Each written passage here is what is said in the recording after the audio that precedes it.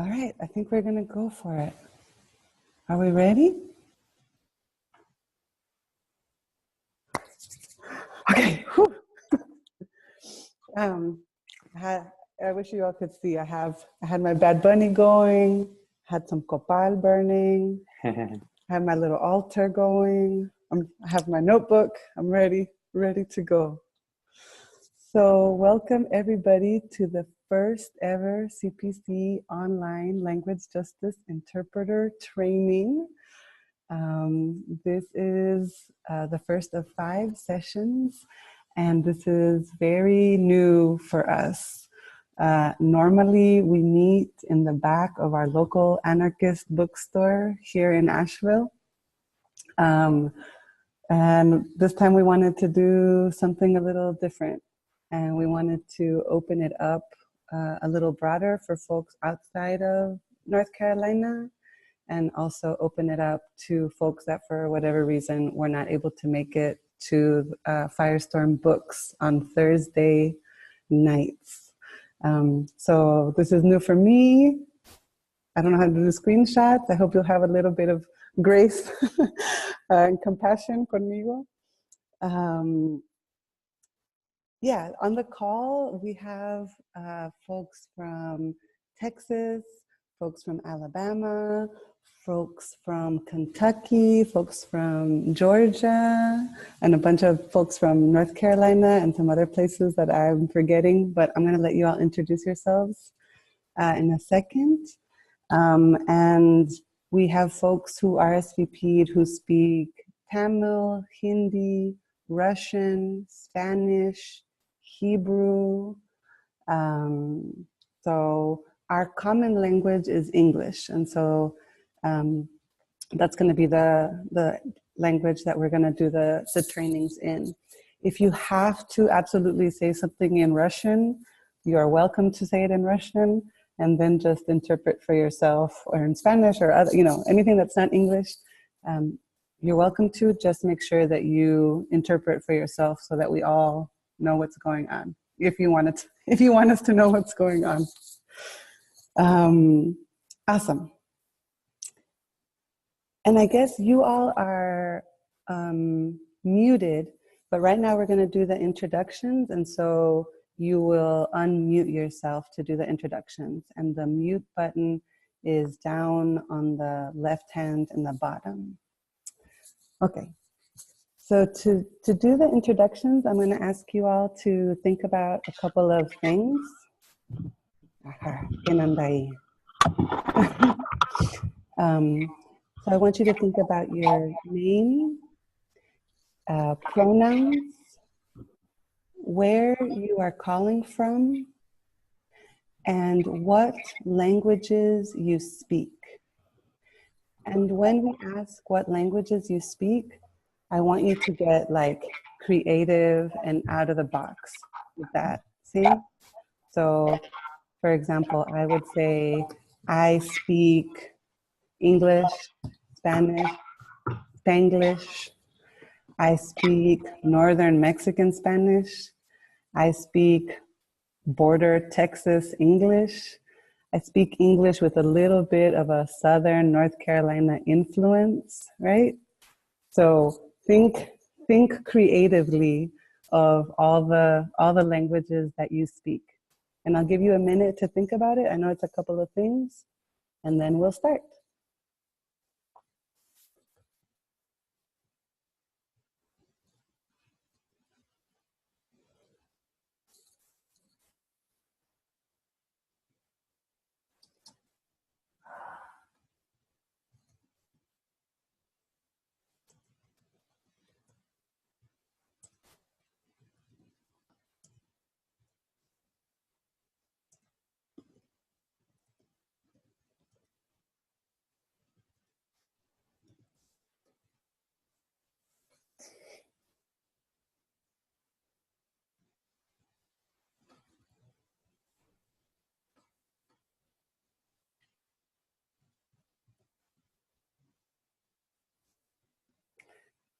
Listo.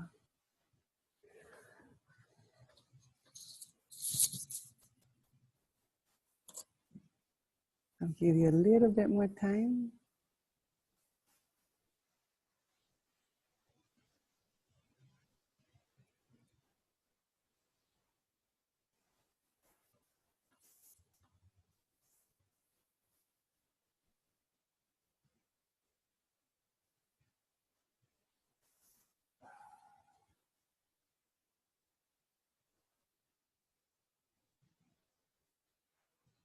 Listo. Y'all ready? Okay, so we are going to start in honor of my compañero Juan here. We're going to start southernmost to northern. So we're going to go from south to north. So if you think that you're in the southernmost crew, I can kind of help you along. But if you think you're in the southernmost crew, and that includes global south, yeah, get started and let us tell us who you are. I guess I'll go first. Hello, everyone. My name is Pravina. I am calling from Texas, Houston, Texas. The pronouns that I prefer is she, hers. I'm originally from India, migrated to the US about 12 to 15 years, around 13 years, to be more precise. The languages that I speak are Indian English, the British with a little bit of British words, then the American English,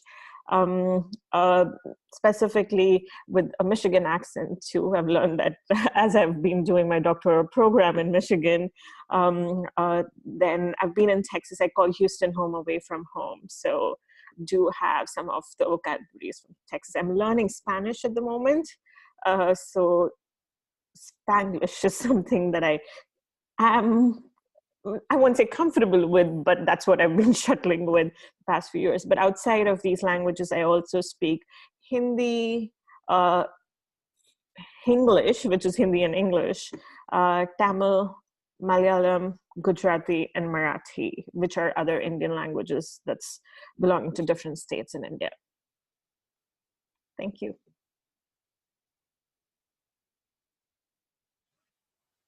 Other Texas folks? I guess I'll go next. I don't know if folks could see me. Okay.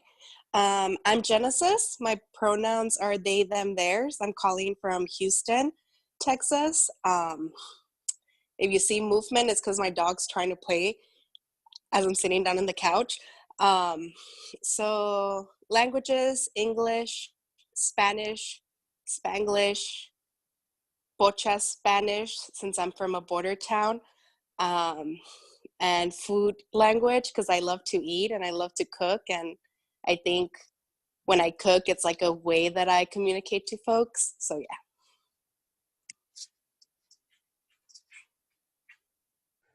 So we're doing introductions, going from north to south. So we heard from the Texas folks, but I think there's someone further south than Texas. Hola. Hola. I am Juan. I am my pronouns are he and his, and I am originally from Bogota, Colombia, and I am right now in North Carolina, but and I came here 3 years ago to States. So before I was in Canada, and my English, I speak English, broken English, and I learn with my wife, who is Canadian, and so some of the things that I say sometimes are from her. I don't know. And I also speak Bogotano.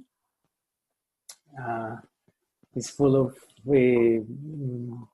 expressions, and and also I speak poetry. I like poetry, and yeah. Awesome. Anais, want to go for it?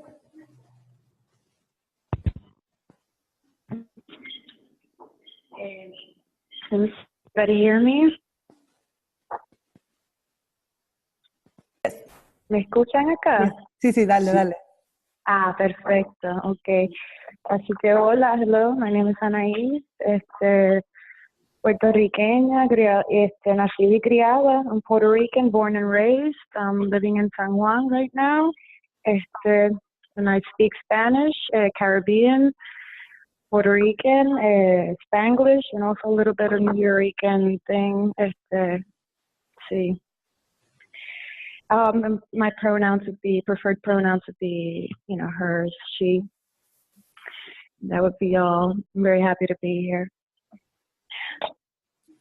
Awesome, thank you. I think the Alabama folks, can we hear from the Alabama folks? Or is there someone else that I'm missing? I recognize most of you, but not all. Yeah, let's hear from the Alabama folks. Hi, I'm Amanda Cherry. I'm living in Birmingham, Alabama, and my pronouns are she, her, hers. I speak English I'm from Kentucky, so I speak Kentucky English, but my parents are from North Carolina, so I have some of that influence, and now I live in Alabama. So since I moved to Alabama, I started saying yes, ma'am, and yes, sir a lot more than I did before. And I speak Spanish, Chilango Spanish from Mexico City. And Spanglish, that's my favorite language.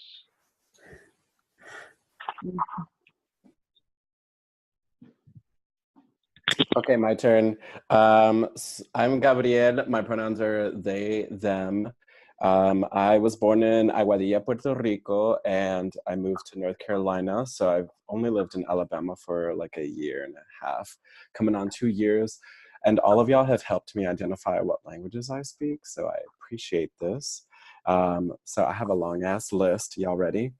I speak Southern English. Most of my shit is in English. I speak Southern English, academic, like tower English, organizing English, which is definitely different. Thanks to my stepmom and most of the people that I work with, I speak some Mexican, Guatemalan, like Spanish. American English, which is different than Southern English, I think. It's like more general. Spanglish, Puerto Rican Spanish. So it's great to hear another Puerto Rican is on here. I speak queer English and Spanish because that's also a different language. And then I added a few here. Someone said they spoke food or cooking. Like, same. It's really hard to communicate what you do when you cook. It's just hard. So that's another language. I speak memes and vines. And I know a lot of y'all do. And then the last two are exercise English, because I'm studying to be a personal trainer and it's a whole different language, and Bible English, which is also a whole different language, because growing up Christian and gay, it's like, whose English do I choose, right? So those are my languages. Awesome. Thank you, Gabriel. The folks in Georgia, is there anyone else from Alabama? No, right? Folks in Georgia? Hi, everyone. My name is Georgina, but you can call me Gina. My pronouns are she, hers. I know Spanish, de la Ciudad de México. I speak a lot of Spanglish. I also do Ocha Spanish. I lived 9 years in LA, so there's a lot of Cali influence in the way I speak in both English and Spanish. But I've been in Georgia for 18 years now, so there's definitely Southern influence in both. I started, I fully embrace y'all. There was a time when I first moved to Georgia where I resisted it for a while, but Georgia's home now. So yeah.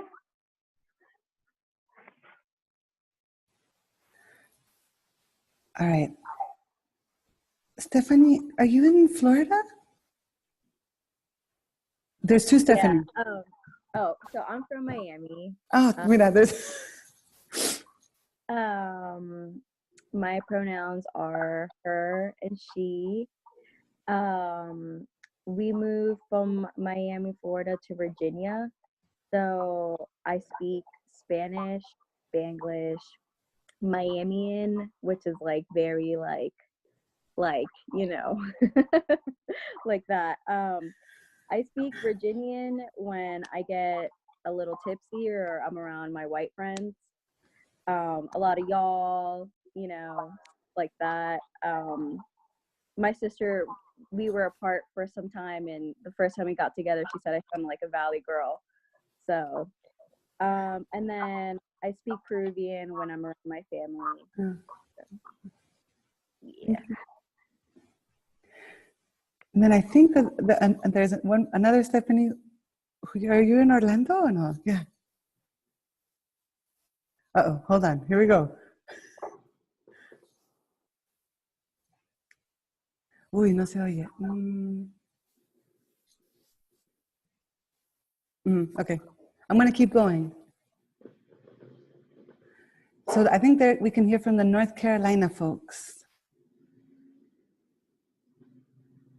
Well, I guess I'll hop in because my name is Carolina, and not because I was born in the Carolinas. My mom just got creative and then decided to move here. I grew up migrant, so my family would move between North Carolina, Georgia, South Carolina, Tennessee, and Florida. So I guess I speak Southern English. What else? I always had to interpret, so there was definitely like the doctor's office lingo and the church lingo and the farmer's lingo. And so I guess standard American English is like the default just because of just the structures there that you kind of had to like talk like an adult to be, you know, I guess respected or whatever, I thought. And I speak Spanish. My mom is from Guanajuato, Mexico, and my dad is from the city. So you have like a lot of colloquialisms from like central Mexico. And then I don't think I really speak like a Chilanga, although maybe when I start speaking Spanish to y'all hear some of that slip out here and there when I talk really fast. Yeah, Spanglish, poetry, literature. I really like African American literature. I don't speak Ebonics, but I love listening and reading it. And yeah, Western North Carolina now. I live in Asheville. I'm currently with Sensontle, which is our co-op here in Asheville of interpreters, and I love it. Tacos? Anybody say tacos? All kinds of tacos. But, yeah. Listo. Other folks from North Carolina? I'm from North Carolina. Hey, I'm Anna. My pronouns are she, her, and hers. I live in Asheville also, so it's nice to see some folks from the area. I travel a lot, so that's why I decided to do the online thing. So next time we talk, I might be in a different city. The languages that I speak English. I speak Pig Latin. I taught English for a while in Costa Rica, so I learned Spanish there, and I tried to speak Spanish Pig Latin, and that was too much of a mind warp. I couldn't do it. My kids got it, but I didn't. I speak English Pig Latin. I came here and I speak what I would call Anglo Spanish, because even though I lived in Costa Rica, not my native language, I ended up speaking with lots of Mexicans through my job, and then was never really corrected in my grammar. So I still feel a little bit of, even though I speak Spanish, I haven't spoken it regularly recently. So this is a kind of reintroduction for me. I'm trying to learn how my English has become my Spanish and how those two things overlap. I also speak academic. I went to grad school and learned that. And I have a long history of working in the medical profession. I'm not clinical, but I speak medicalese very well.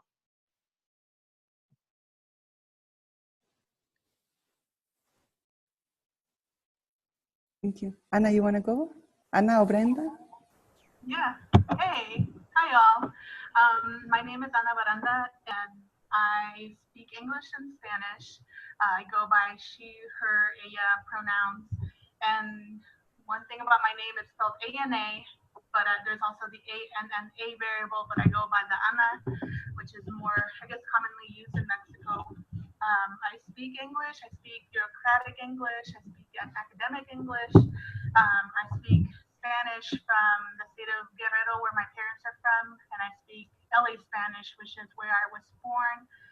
I like to touch back on that Guerrero Spanish because there's a lot of words in it that my parents have brought into my life, like words like lacuache and cuchis and guaches. Like I want to use that when I go out and speak with folks and organize, because that's where I am and that's where I'm coming from.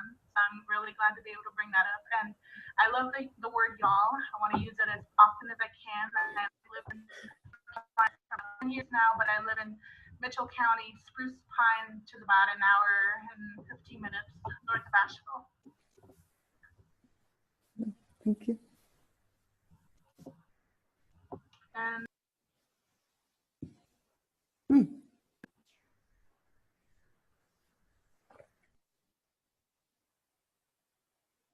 Brenda?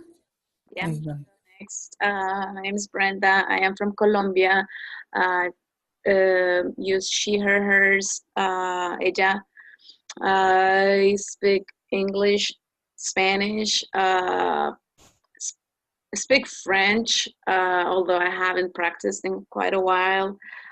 I learned German, but I didn't quite use it that much, although I can have a very fluent conversation whenever I am super angry and I need to get things done on the phone. I speak a lot of bull crap and nonsense in any language as well. So those are my languages. Awesome. So Ekaterina is on the call, but is not going to speak. So I'm speaking what Ekaterina is sending me through the chat. So Ekaterina wants me to say that they're from Asheville. They speak English and Russian. Listo. So I'm going to keep going north to Kentucky, I think.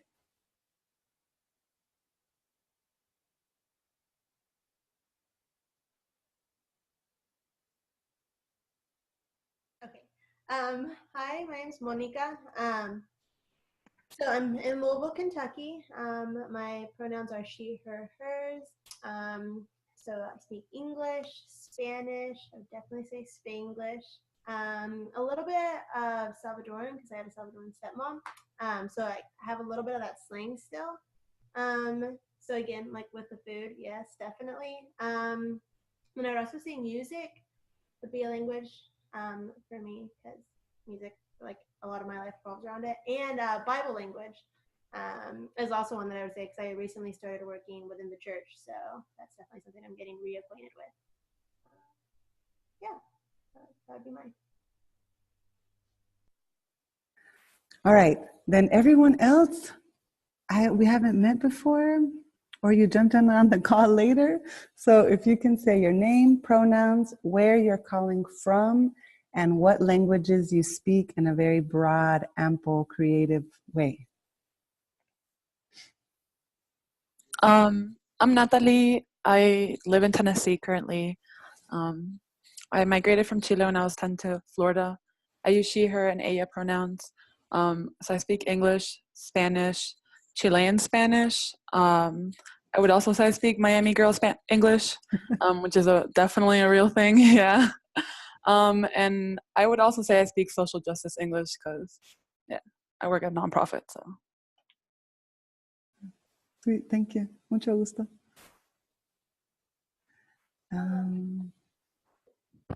Stephanie, ahora sí, Stephanie, go for it. Hi, everybody. My name is Stephanie, she, her pronouns, calling from Orlando, Florida. My family's from Ecuador. I grew up in California, so I speak definitely Valley Girl English. I guess there's also Orlando English too, which is a little bit of Spanglish. kind of in there too. Or I'm definitely Spanglish, Spanish, and social justice English, which is, I feel like, also kind of a mix with academic English too at the same time. So yeah, those are the only languages I speak. Thank you.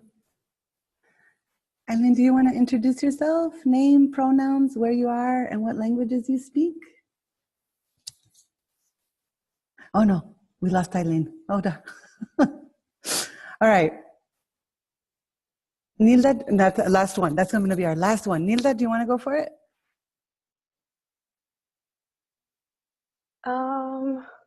Is everybody, can everybody hear me? Good, okay. Well, mi nombre es Nilda y vivo en Carolina del Norte. Ahorita estoy trabajando, estudiando y quiero volver a empezar a ser intérprete. Mis idiomas son español, inglés, un poquito de coreano y un poco de francés.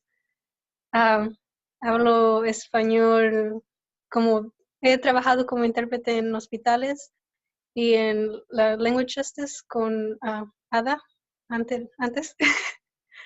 Y pues, no sé, mis pronouns son her, she. I'm not really familiar with this, but like just as any way you would address a female. So I'm good. Listo. All right. Thank you all. I like doing this. This is our first session, and I wanted to like take the time to introduce ourselves and start making those connections of like, I lived in Florida. I talk like that too. I like to cook. So we purposely decided, a ton of people applied for this thing, and that was kind of surprising, but we purposely chose this group of folks, and we have a commitment to Western North Carolina, but also to the South. And so I'm really, it just like warms my heart to see like Southern Terps, and whatever that means for you. So I'm going to tell you a little bit about CPC. So I work for the Center for Participatory Change.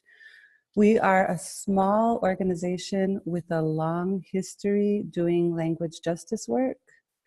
And like many of you, or maybe a lot of the organizations that you're associated with, we started doing interpretation work because we needed it. Like there were people who wanted to talk to each other, there were communities that wanted to talk to each other, and they didn't speak the same languages. So we started from a really practical place, which I think is where a lot of folks start. We bought equipment, we had interpreters in our spaces, we organized bilingual spaces, and we would send interpreters to trainings, to interpreter trainings, specifically over to Tennessee, to the Highlander Center, who had a big language justice program. And so we would send our interpreters, or we would send folks over there for training. And then things changed and grew and evolved, and we started to do our own trainings. So we do an annual 2-day training, which, hagan fiesta if you've been to the CPC annual 2-day training. Hey. And that's coming up again in June 22 and 23, here in Asheville. We also do practice sessions, and we have a Young Terps Club, which is for younger folks 16 to 19 who want to start getting into interpretation. And we focus on simultaneous. So I'm going to be very honest with you all. Like our big thing is simultaneous interpretation. But I think a lot of the things that we'll talk about apply to both consecutive and simultaneous. So we do the interpreter training as part of our language justice work. And then last year, we started to think about what else is language justice, because we felt like it has to be more than just interpretation and translation, right? It has to be more than just like handing out equipment and people putting on the equipment. So one of the things we did with Juan, who's on the webinar, is we organized a Spanish class for native Spanish speakers. for folks that for whatever reason had not had the opportunity to access that like level of education and wanted to learn more about grammar and fluency and diptongos and do it in a space where where we felt safe and we felt like with other peers and not ashamed of like, I'm not Mexican enough, or I'm too gringa, or I'm too this or too that. And it was a really, really beautiful kind of like life-changing event. We also just in December organized a gathering of native speakers where we had folks that spoke Cherokee, Ñañú, Huacateco, Canjobal, and just having people like come together as native speakers living in the mountains of Western North Carolina. And so that's part that's still growing. I feel like this, like the interpreter training, we feel good about it. We have the curriculum, we have the podcast, we have the nerdy videos on YouTube. But this other stuff, the like beyond language justice, we're still trying to figure it out. So we decided to do this 5-week course, and I'm designing it based on what you all asked for. So each week we'll have a different topic, and each week will get a little bit harder. And yeah, based on what you all said that you wanted, and I think also as the conversation goes, no, we can adapt to that. And so today, what I wanted to do was recovery techniques. I thought it would be nice to just start with something like practical, tangible, palpable, you know, and not scare you all with like remote conference call interpreting or interpreter ethics. But we'll get there. We'll get there. So today we're going to do recovery techniques. See? Do we want a little stretch break before we go into recovery techniques? We're good to go? ¿Le sigo? Keep going? Okay, keep going, all right. Okay. So I once heard someone say that interpreting was like a swan. And so from the waist up, you're like gliding along gracefully above the water, interpreting. And then under the water, ay, ay, ay, ay, ay, estás así like, oh, en chinga, oh. So of course, we are gonna lose the message. Of course, there's gonna be the time when you either don't hear or don't understand or just cannot think of the word, and you're gonna blank out.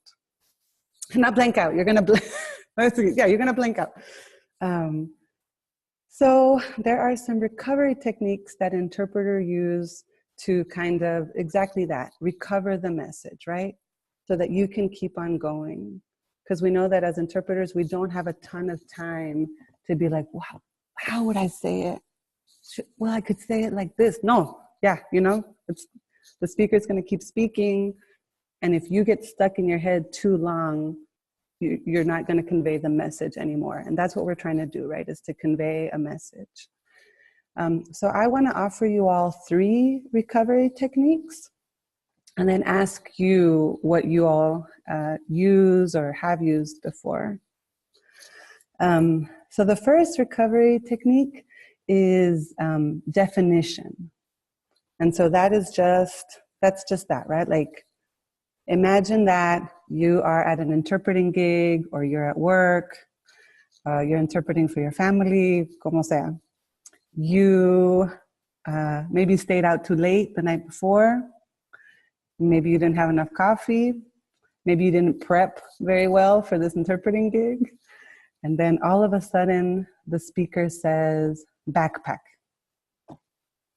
And for whatever reason, you cannot think of the word, right? The speaker says in Spanish, let's say they say mochila. And for some reason, you cannot think of the word. And so you can define it and say a bag that has straps on it that you put on your back. Funciona, no? It'll work.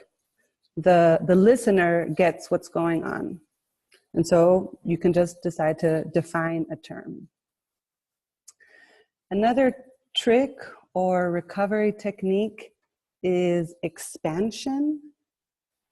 So again, The speaker, let's say they're speaking in Spanish, they say mochila, you can't think of it, and you say bags, purses, satchels, right? And so the speaker, you didn't give the exact word, but the listener gets it. The listener's like, oh, we're talking about bags and purses and, things. So that would be expansion. And then sometimes you want to use contraction. So let's say the speaker says packs, knapsacks, rucksacks, and duffel bags. And you're like, Uta, I do not know all the words for these things. And so you could say backpacks. So you contract it. And again, you didn't get the exact word that moment, but the listener is still going with the flow and you are able to continue your interpretation. See? So those are 3 handy tricks you can have. So I want you to click on, if it's not on yet, to turn on that switch of the other language that you speak, because since we're speaking in English, so háganle click to the other language that you speak and that you interpret into, that you usually find yourself interpreting into. And I want you to think about the words law enforcement, okay? And maybe there, if you have something to write on or on the computer, on your phone, think about how you would define law enforcement. If you could not think of the right word, if you were interpreting, what would you say as a definition of law enforcement?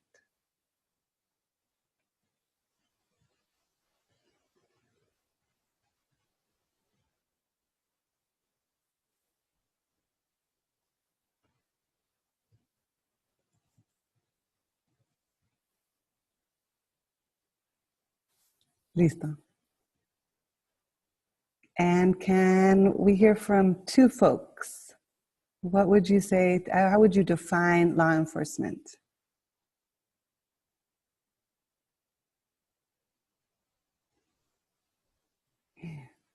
Shy? Everyone's shy? No, los conozco. Nilda? I would le diría agentes federales o los que enfuerzan la ley. Mm-hmm. Right. So people who are enforcing the law. Perfect. Perfect. Law enforcement, people who are enforcing the law. Great. Another example?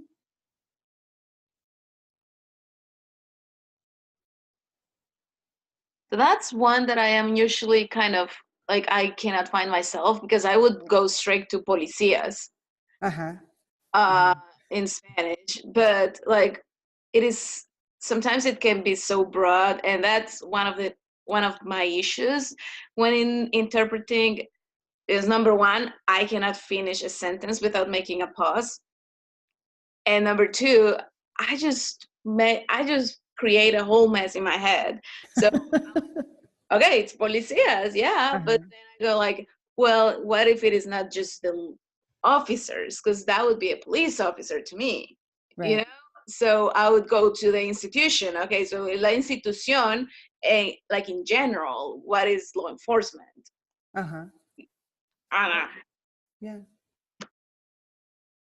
¿Alguien más? Anybody else? What did you all think about for the definition of law enforcement? Or what you've used in the past? Ahí va Carolina. Hold on, Carolina. You have to unmute yourself. ¿Quién hace ejercer las leyes? Yeah. Which is too long, really, but. Right. This is why these are recovered. This is why you're just doing it quick. Yeah, exactly. Okay. So same word, law enforcement. How would you expand? How would you expand on law enforcement if you were interpreting? This one's for you, Brenda. What would you do?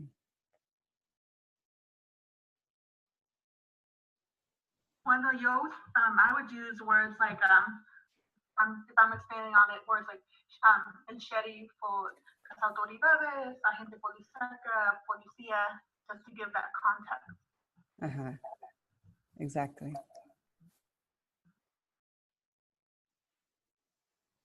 Anyone else? Examples of expansion for law enforcement?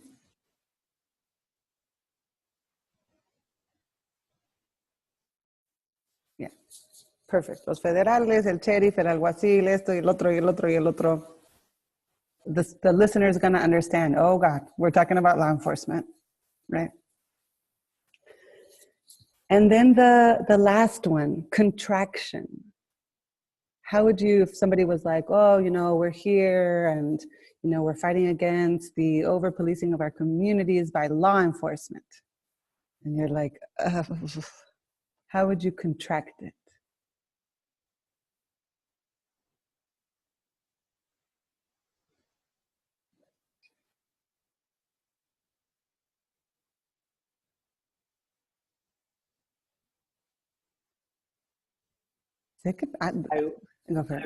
I would say just la ley.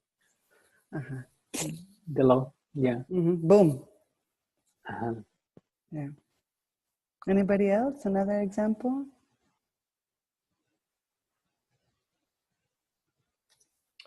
I'm with Brenda on this one. I would say la policía because it's like about applying the law, or and really it's about enforcing the law through, you know, however they do it. Pravina, do you want to share how you would say it?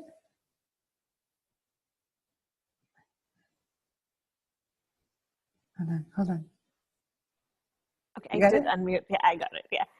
Like I've always struggled with this one whenever I've interpreted in the past in terms of contraction, but I've seen that I often use police because individuals tend to associate with that faster and saying that law enforcement. But at the same time, I've also had responses where there's been a different understanding when the term police was interpreted like, for law enforcement. So I still struggle with how I would contract law enforcement for that matter. But often I find myself using the term police. Boom, done.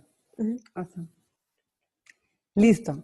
So those are 3 practical things that you can use while you're gracefully over here interpreting on the top and in friega on the bottom. Those are 3 tricks that you can use: definition, expansion, and contraction.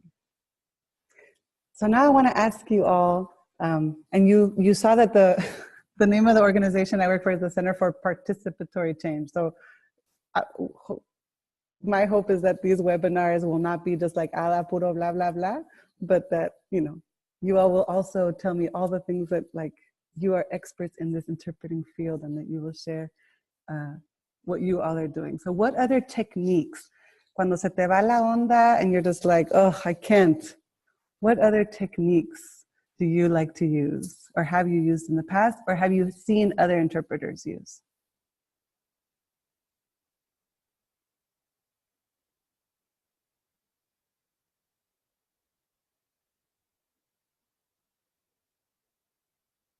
To ask the person to repeat if it's possible, like to interrupt and try to do it, to pay attention carefully if it's possible.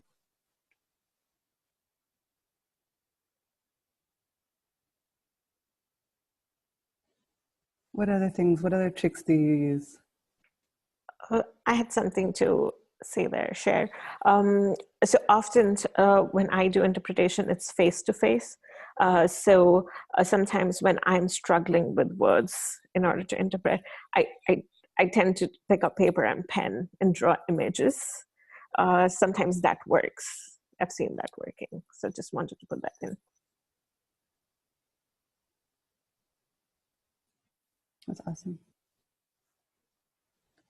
¿Qué más? What else? Usually when I'm interpreting, I'm with a team. So whoever is your partner at the table usually is aware of what you're doing. And so I'm like pointing to the paper like, hey, help. So that, that's a big help. Or like, because, usually if you're at a conference or something, the words tend to repeat eventually. So that's been super helpful, a good tactic. That's really good because you might, and the first time it came up, you might define it, right? Or you might use, so the first time you've defined it, then you turn to your partner and you're like, pásame esta, like, what's this one? So then the second time it comes around, you've got it. That's really good. What else? I wonder if this is appropriate, but sometimes, and I'll admit that consecutive interpreting isn't my strongest suit. When I meet a person who has a very long story and I don't have the heart to say, hold up, stop, and they're going. After that session, I might say, I'm going to paraphrase what this person just said, and then backtrack and start and go in detail, because that seems to help me get the big picture and then retrace my steps and share a bit more about what that individual had shared. Mm-hmm. Mm-hmm. And I think there the key is that you said, I will be paraphrasing, right? So you let everybody in the room know what I'm about to say is not everything that was said. And so the speaker can say, wait, I want to say it again. Or the listener can say, wait, can we do this again? So I think that's really nice. And it's a really good move to be like, I'm paraphrasing now, or I'm summarizing now. And then you all can work it out, opposed to just bullshitting. ¿Qué más? What else? Yo como Pravina, tengo más experiencia traduciendo o interpretando en face to face. Entonces, cuando me toca interpretar, me gusta establish un rapport con la persona que le estoy interpretando. Eso por lo regular quiere decir que llego unos cuantos minutos antes y hago conversación con ellos para familiarizarme con la manera de ellos de hablar. Mm-hmm. Si ellos usan algún dialecto o tienen algún acento, yo uso eso para que me guíe y yo sepa usar las palabras correctas. Por ejemplo, hubo un instante que... Not everybody speaks Spanish. Will you say it in English? Yeah. Okay. There was one time when I was interpreting and the family spoke this like really, really like deep Mexican accent kind of thing. Like indigenous kind of accent. They had like their native language was some indigenous Spanish accent, and then Spanish was their like second language. So they had that accent, and they were very familiar with formal Spanish.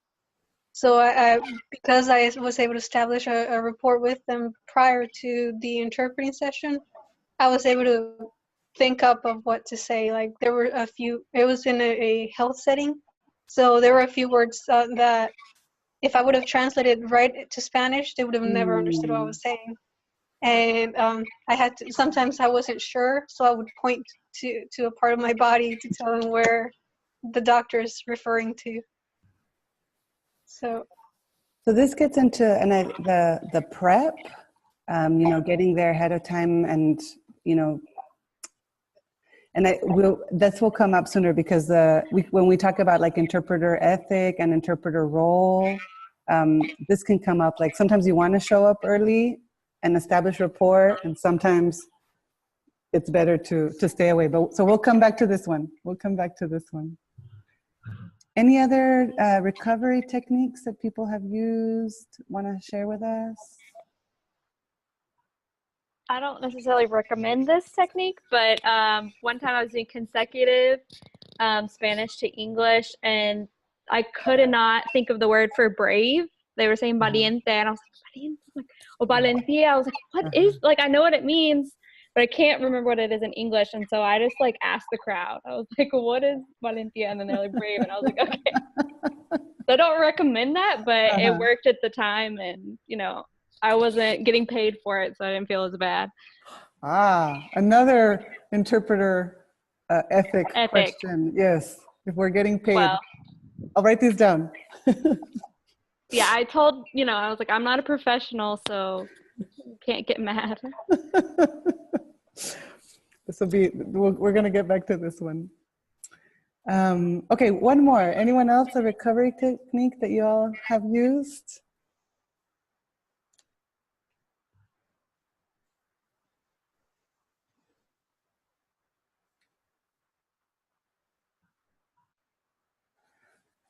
I don't use this one very much, but there's like a whole, like the interpreter did not understand.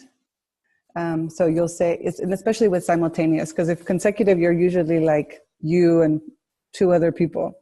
So sometimes some interpreters use the like, interpreter did not understand. And so you need to say, interpreter did not understand, because you've been interpreting in the first person the whole time. And so if all of a sudden you say, I don't understand, the listener thinks that the speaker is saying, I don't understand, because you've set up that parameter where you interpret in the first person. And so you have to kind of put yourself in, kind of like what Anna was saying. You kind of have to insert yourself and say, interpreter did not understand. I use that one the least that I can. Like I really, really have to not understand, because I don't think it looks very good if you're like, interpreter did not understand. Nope, interpreter didn't understand. Interpreter didn't understand. And they're going to be like, pues, ¿pa qué estás? Like, what are you doing? So that's like the last one. That one's my last resort. But it can be helpful. And again, if the interpreter says, interpreter did not understand, then the listeners can be like, yo, like the interpreter's not understanding. Slow down, right? So you help kind of, it can kind of change the setting. And it might not, you know, people might just be falling asleep to you interpreting and they don't really care. But that's another. Would that also apply with interpreter did not hear? Or is that a different dynamic? No, I think you can say that. And then again, maybe you have a listener saying, like, can you say that again? The interpreter didn't hear, right? Or you have people like start going like this to ask people to speak up. But I think the key there is you have to put yourself in there and add that interpreter part. Okay, so these are recovery techniques. You do not want to do this your whole hour gig or your whole 3-hour gig. You do not want to be paraphrasing your whole 3 hours. You do not want to be defining every single word for 3 hours. You do not want to be contracting, oh, la ley, vino, see, you know, you're like, what's happening? But this is the things that you can, it's like a toolbox. You can grab that so that you can keep going, right? So there are tricks to grab onto so that you can keep going. It's not to be done the whole time that you're interpreting. So, are you ready? We're not going to put this to the test. Break o le seguimos? 1 minute stretch break o le seguimos? Let's do a little stretch break. Because I need it.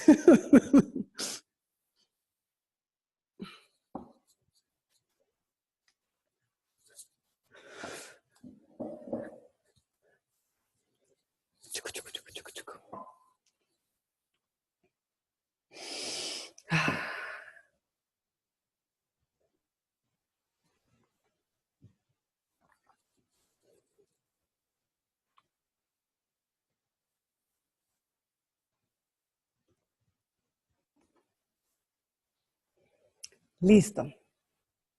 So again, if you're switch in your brain to the other language that you interpret in, you're going to need that one on. Grab water, tea, pizza, whatever you need. And we are going to do some simultaneous interpreting. Stephanie, did you clap? So simultaneous interpreting is when the speaker is speaking and the interpreter is interpreting at the same time. There are no pauses in between. It's 8 o'clock. Let's see how we do. So I'm gonna speak for 5 minutes, and there in the comfort of your homes, on mute, I want you to interpret simultaneously. See? And I want you to think about using definition, expansion, and contraction, or some of these other recovery techniques that we mentioned.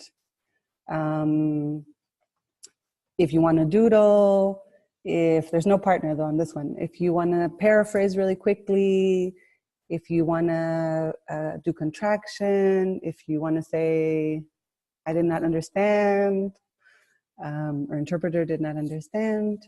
But we're going to give a 5-minute practice. Okay? Sound good? All right. Now we're going to see 15 people, blah, blah, blah, blah. 15 people get stressed out. Okay. Entonces, a las 3, a las 2 y a la 1. All right, everybody. So here you are, Ada speaking, and hopefully you all are simultaneously interpreting into whatever language you have chosen to simultaneously interpret for. I thought that I could tell you all a little bit more about the work that the Center for Participatory Change does here in the mountains of Western North Carolina. So like I mentioned before, we are a small organization that has been around for 20 years. And the work of CPC has changed over the years. We used to do a lot of support for grassroots groups here in the region.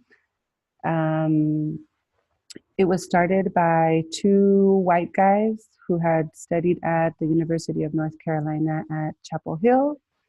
And they started this organization in far western North Carolina, in Murphy. And so CPC worked in a lot of communities. We were working in Murphy, Hendersonville, Burnsville, Spruce Pine, and Asheville. And then we decided to just work in Asheville. And we have 3 programs.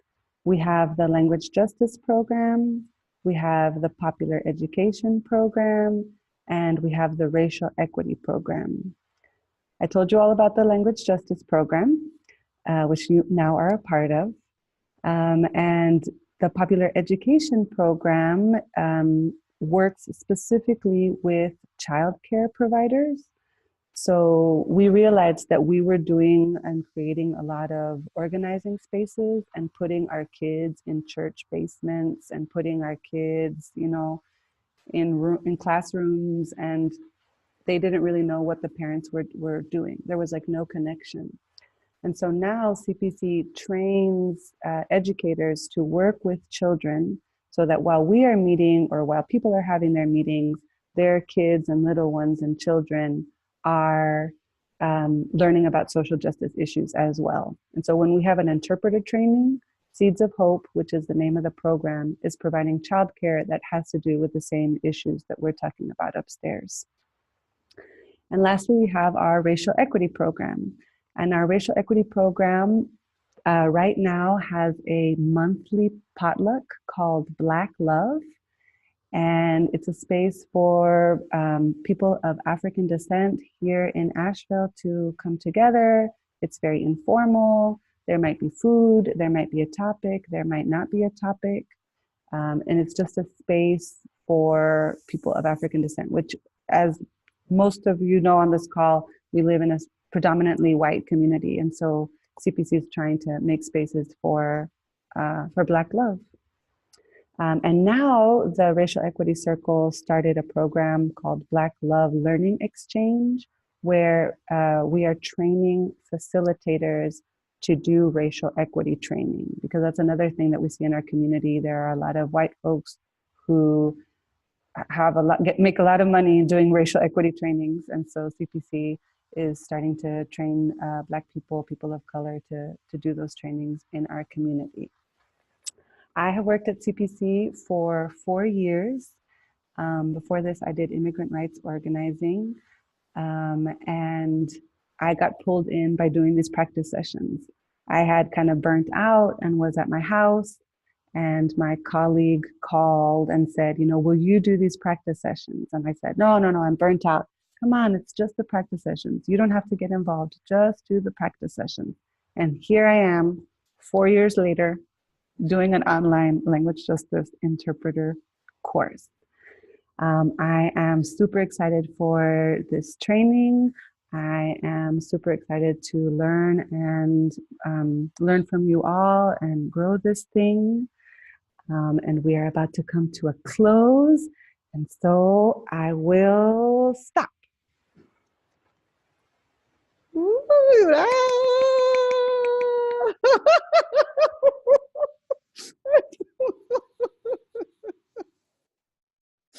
Hey, how did it go? How did it go? Tell me how it went and which recovery techniques you found yourself using.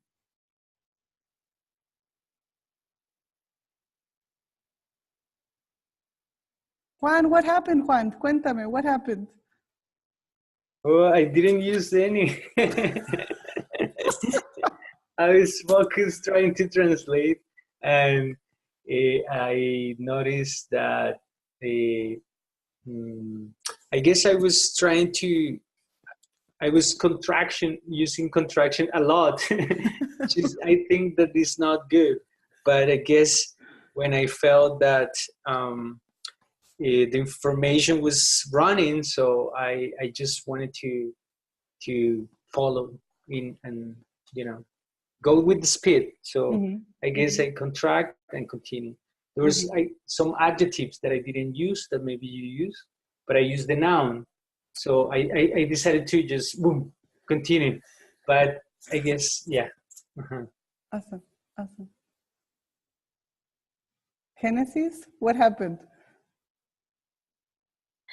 I think there's like a couple of times where I was like, interpreter doesn't understand porque se me fue el avión. Like, because I was stuck in like finding an adjective for a word in Spanish. And then like, by the time I found one, I was like, oof, well, I've already said like a whole sentence. So I did that, but then I also did a lot of contraction and just being like, oh, okay, like instead of saying like Center for Participatory Change, because I know you did the whole name in like once or twice, I said CPC or CPC. Nice.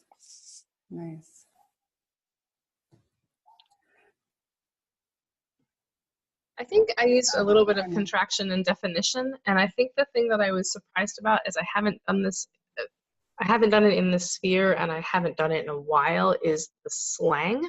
I was like, racial equity, I got nothing. I've in the medical world, that hasn't ever come up. So I imagine if I had a better head on my shoulders and it wasn't 8 o'clock at night, there would be more definition. I feel like that would be better. Nice. That's great. Natalie, do you want to say how it went?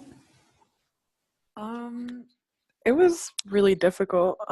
I think I had the hardest time saying exactly what you were saying. I wanted to like go off and explain something or just cut that out because I don't know. But I used a lot of the definition and expansion.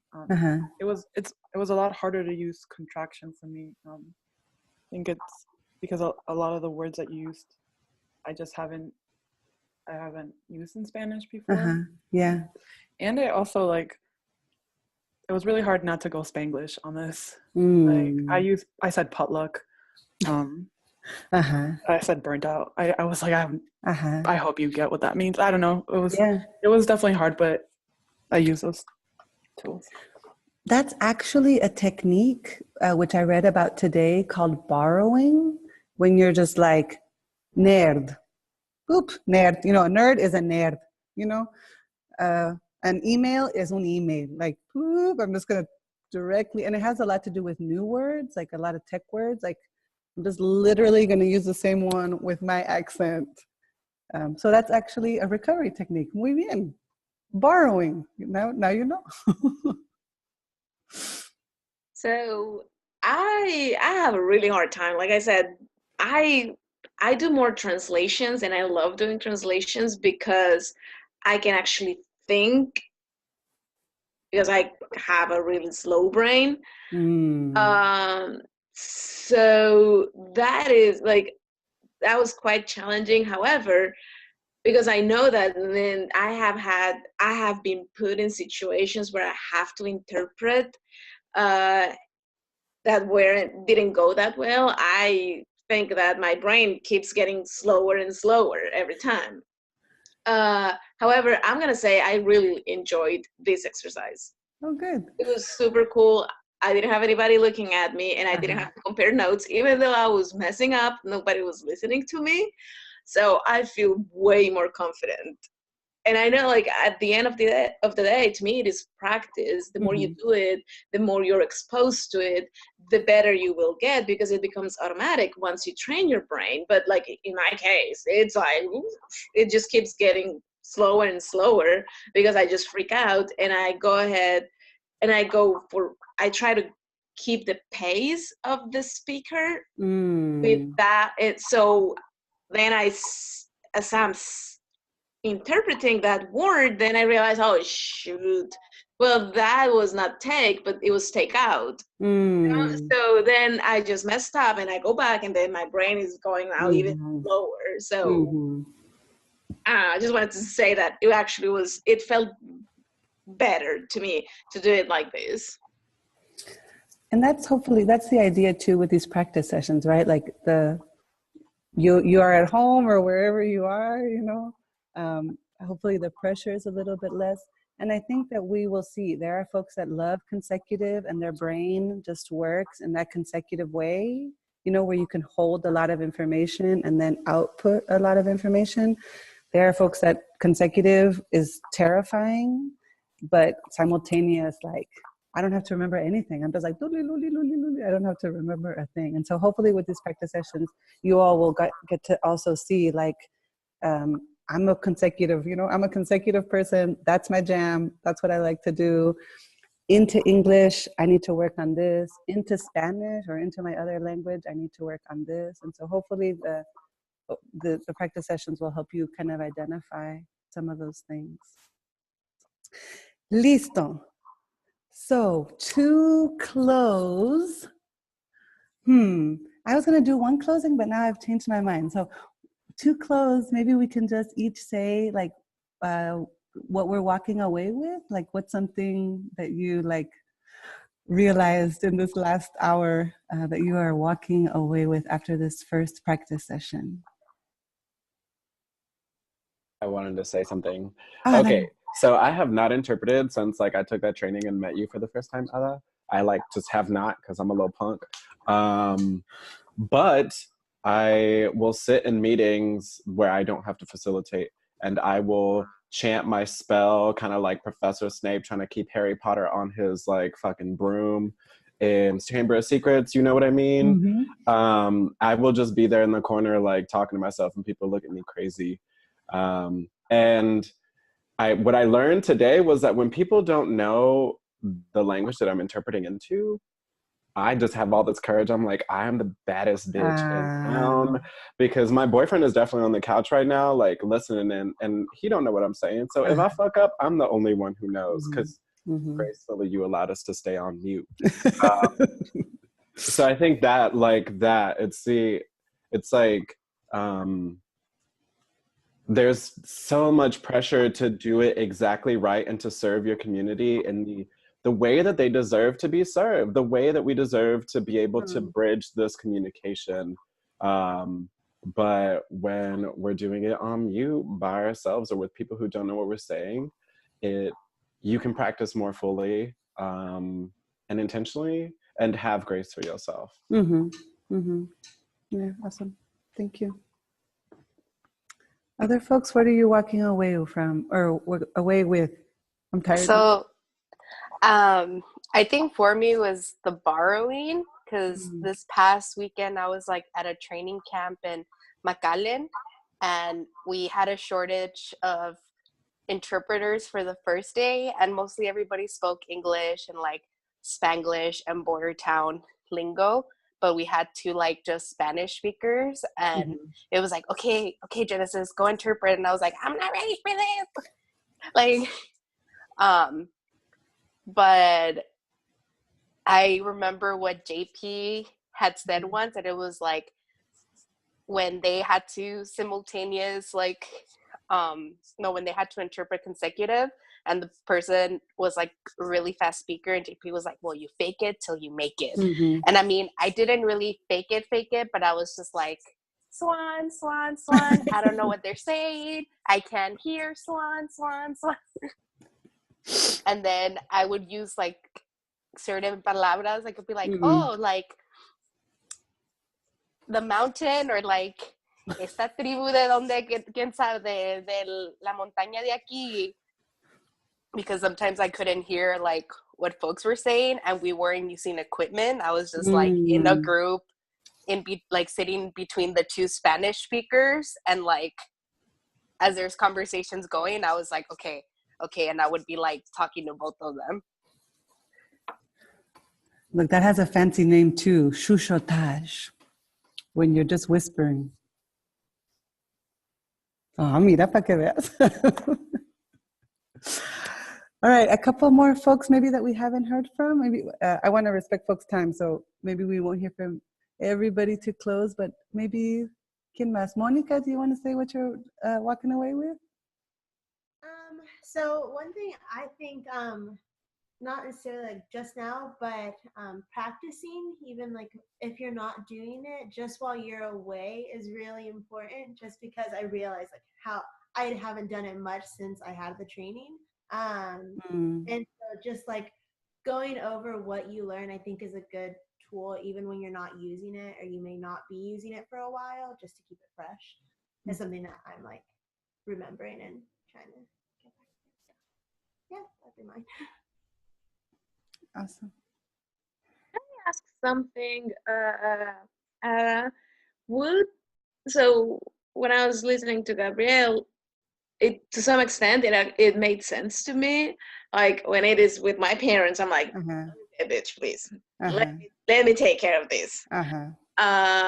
But when it is with other, like more in a professional way, or just like I don't know if it goes back to the ethical issue.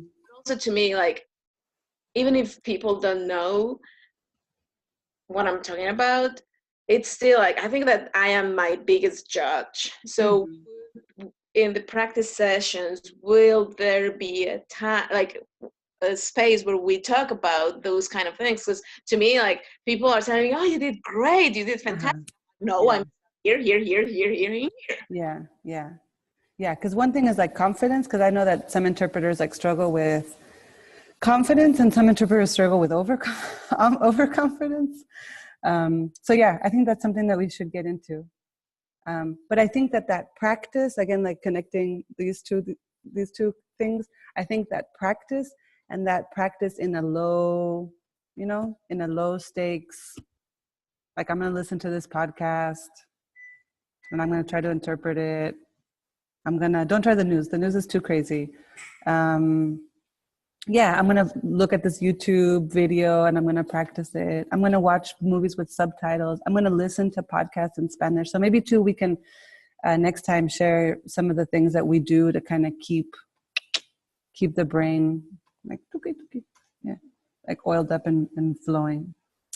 Listo, compas. All right. I'll let you all go. Thank you so much. Have a wonderful evening. And we will see you back next Wednesday. ¿Listo? Okay. Gracias. Bye. La foto.